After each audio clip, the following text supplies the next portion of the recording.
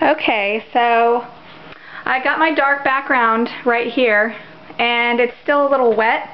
So this is kind of going to be a little experiment. I don't know how this is going to turn out. And that's one of the joys of watercolor, as well as the frustrations with watercolor, is that you never quite know exactly what's going to happen. But we're going to see. In the actual picture of this cat, his back leg, you can see it right here. Now this is kind of dry, but it's still a little moist. So if I put a lot more water right here than is right here, it'll kind of push this paint that way. This is my thought anyway. I don't know what actually is going to happen. We're going to find out. So I've got a brush with some pretty watery, it's pretty watery, and here you can see how watery this is, of burnt sienna.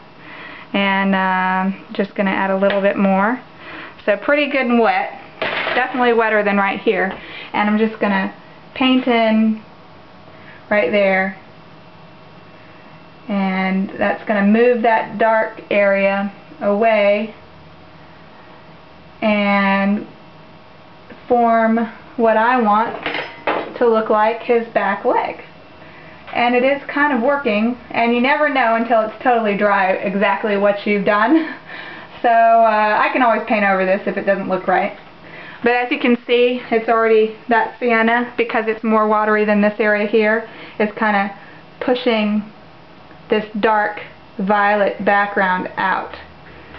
So that's kind of the back leg of the cat. It's kind of hard to tell, but we'll see what happens when it dries.